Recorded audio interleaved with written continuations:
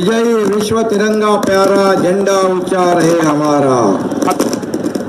आजच्या हर घर तिरंगा अभियान आणि 9 ऑगस्ट क्रांती दिनानिमित्त या उपक्रमाला देशभक्तीपर राष्ट्रभक्तीपर हा कार्यक्रम होतोय।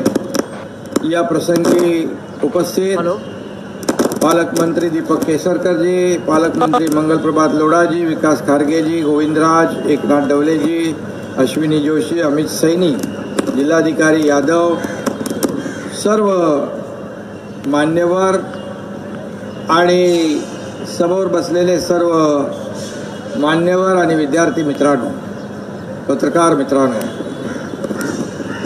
तर म्हणजे सर्वप्रथम आपल्या देशाला स्वातंत्र्य मिळवून देण्यासाठी ज्यांनी आपलं आयुष्य वेचलं, ज्यांनी आपल्या जीवाची बाजी लावली, ज्यांनी आपल्या प्राणांचं बलिदान दिलं, त्या स्वातंत्र्य सैनिकांना मी विनम्र अभिवादन करतो, त्यांना भावपूर्ण श्रद्धांजली अर्पण करतो।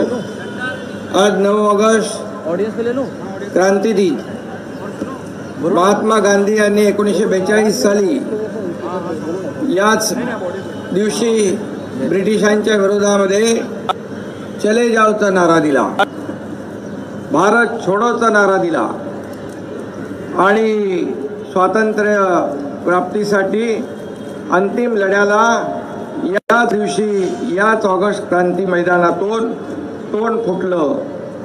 लाखो स्वातंत्र्य सैनिकांच्या त्यागातून आणि बलिदानातून आपल्या देशाला हे स्वातंत्र्य मिळालं। नव्या पिढीला स्वातंत्र्य सैनिकांच्या त्यागाची कल्पना यावी, बलिदानाची कल्पना यावी, देशप्रेम अधिक प्रखर व्हावं, यासाठी आजपासून राज्यात हर घर तिरंगा हे अभियान सुरू होत आहे।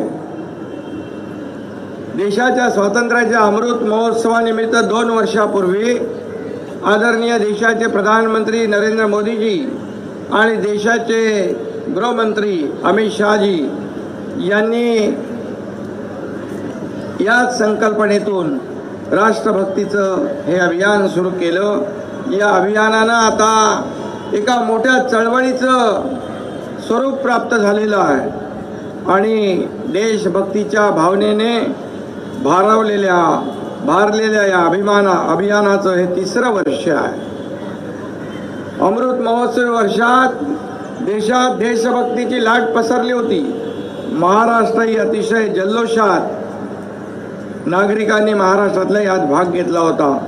तिरंगा हाती घेतल्यानंतर प्रत्येकाला एक धन्यतेची भावना मनामध्ये निर्माण होते आणि म्हणून हे अभियान दरवर्षी यशस्वी करणाऱ्या